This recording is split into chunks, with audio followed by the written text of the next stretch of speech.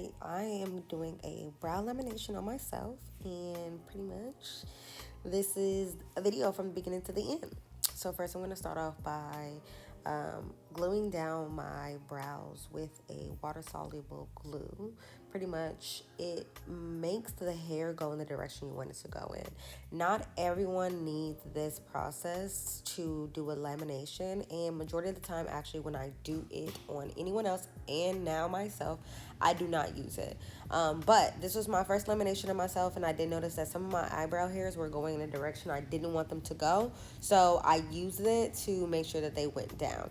So then the first step here is using a solution one, which is a lifting solution, and it says perm solution also. This is me using the brow balm serums solutions for this process. So step one is pretty much saturating the brownness and then holding it down in the position with a plastic wrap. So there's a little plastic wrap that usually the kit comes with, and that's what I did. I'm jamming out to Beyonce right here and cooking it up, cooking it up. And then this step is just in the middle of the processing time. I am making sure that the hair is completely saturated. One, because this is the first time that I'm using the solution on myself, and then just because I wanted to make sure that the brow hairs are stuck down, because with the plastic wrap, sometimes what could happen is the hairs are not laid down flat enough. So I got a new dental brush to hold down the hair, and pretty much this is what's happening, me brushing through it to make sure, one, that the hairs are going in the direction I want them to go in. So I did not wipe off the solution. I'm just literally brushing it up a little bit with the into my hair, um, and that's just because I noticed that the hairs weren't all going in the same direction at the beginning, um, and so that's me doing that. And so I put the second solution on after I let that like process a little bit more while it was being taken off. And so the second solution neutralizes the hair. And so with the neutralizing solution two, it's pretty much making sure that the hair stays exactly where I want it to go. So that's just what happens. It's just like makes it flat and makes it stay. And then you put on the second round of plastic wrap, and you let that process. So I didn't film this, but I did the same thing to the other brow. And so the first brow is now processing with the first solution. The second brow is now done with the first and the second solution. And I'm going to go in and take it all off. I use a mascara wand here. Some people might use other things like a cotton swab or what do you put in your ear nowadays? I forgot, but don't put those in your ear. Anyways, the doctor says don't do it, but you know what I mean. Those little ear swab things. Um, so again, I'm going in and just like brushing all the hairs in the direction that I want them to go in. And then I just test it out to see like, oh, okay, they flexible. So now I'm going in with the dye. So this is a tint that I'm using. It's Reflecto Seal. I don't use Reflecto Seal anymore, but this was number 3 Reflecto Seal mixed with a little bit of black because my hair at this time was darker, and I just wanted them to be darker and match. So this is a little darker processing tint, and I go in with a makeup brush, the slanted makeup brush, to make sure that the hairs, it's pretty much if I was just doing makeup and I was like brushing it in, it would like literally be the same thing. So I'm just doing that. It gets a little sloppy, but you go in and you make sure that none of the tint is touching the skin in a way where your skin will be dyed. You don't want that. You just want it to be the exact thing of your hair. Um, the exact like shape of your hair. And so I'm just going in a little bit on the ends because on my brows, my ends are thinner. So I make sure that it is in there on the ends, and also make sure it's like not going anywhere crazy. But even with the tint, it looked like a good shape. So this is wax that I do, and I don't usually do this for everyone because I feel like some people's hair or some people's skin is very sensitive after the lamination. So depending on how red my client got or any type of irritation or sensitized reactions that they may have had. I do not always wax. On myself, I know my skin type. I know that I can handle it, so I am doing it on myself.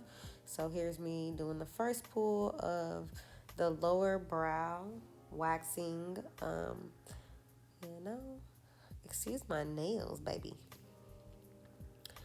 Baby, my nails was definitely trying to get. They was trying to get me to get them done. Where is that bracelet? Hmm, I need to find that bracelet. Um, where is that bracelet? Oh, that's a good one. Um, all right, and so here is what I am doing for the second brow. Same thing, the tint. And then I'm gonna go in and wipe away off camera, and then I go in here and finish the top layer of waxing.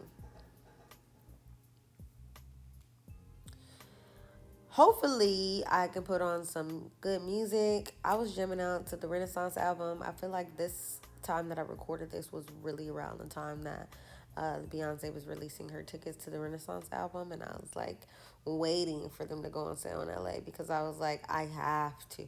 When I say I have to go, I have to go. And I didn't end up going to LA. I did go in Vancouver. That was special and great. So I'm really happy about that. Literally like 24-hour trip. Like literally did not even go to a hotel room. Like legit got off a flight, went to go eat, sightseeing, went to the concert, left the concert, went to dinner, left dinner, went to the airport, checked in the flight, got on the flight, came back to LA. Literally 24 hours. Shit was crazy. Um, but it was great also at the same time. Very cold, but it was cool. So, um, I love this wax also. Always soft wax if you're doing brows. Like hard wax is crazy. Some people do it, I don't know how, but soft wax. Here is oil. I'm removing the excessive wax and the excessive tint with oil. That is going to take off way better than anything else. Also, when you have a brow lamination, you want to keep your brows dry for 24 hours, no water, because what ends up happening is the water reverts the processing of the chemicals that are straightening out your hair. So make sure you don't do that. Just use oil. Oil removes all the wax. If you like ever mess up, oil removes wax. Like just get some oil. Coconut oil. I prefer you not to use baby oil. Do they even make baby oil anymore? I heard they didn't. I haven't seen it in a while if they did, but do not use baby oil. All right, so this is just doing the same thing to the other brow. This process is just forever.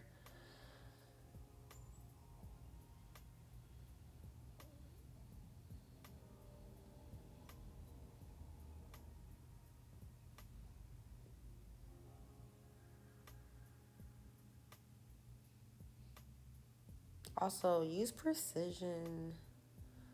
Precision.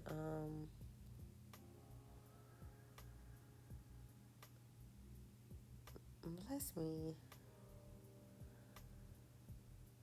Use a precision wax stick or precision wax stick. It's way helpful. Um,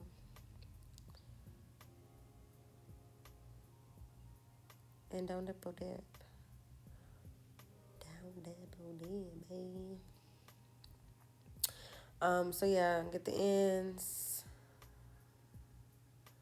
I don't ever have to map out my brows anymore because I've been doing them for so long. Also, I don't even map out my clients' brows because I've been doing them for so long. Like, baby girl, I know where your iris is. Technically, some people like have like weird eye shapes, but at the end of the day, and I don't want to say weird, but like they have different eye shapes. Mine is always almond, but I can always tell, where you're by your nose. You got a thicky, or you got a tiny, or narrow. You know, you can always tell where the points are supposed to go as far as like the arch and the tail. Make sure you drag that brow out to the end of the eye. The eye and the brow should be in the same line. So, anyways, here's me brushing it out, being like, okay, girl, you did that. And like, they're up. I am gonna go in here and actually trim, but with all laminations, I do not trim the brows. On myself, I did this, but on clients, I do not trim brows. Reason why is because you are elongating your brow hairs by straightening them out and up, right? And so when they're straightened up, it is a false illusion of a length. So when your brows are now getting the process is ending, your brows are going to be way shorter and they're going to be off as far as like how long they are. You don't ever want to do that. You can literally brush them down if they need to. There are certain people who might need a little trim, but I would say if you're going to do the trim because their brow hairs are like unruly lengthy in different places, do it before the lamination, because what happens is when that hair goes down, that hair, that their brows are going to be choppy. um so here's some more oil. Pretty much it's like a smoothing, it's a keratin lotion. Step 3 of the lamination process of the brow coat, and I put that on because that's pretty much the last step, and you just want to moisturize your brows. After you are done with the lamination, you leave your brows dry for 24 hours and you moisturize every day. Moisturize with oil, coconut, jojoba, or almond oil, some type of oil, shea butter, something. Thanks so much for watching. Follow and subscribe. Peace.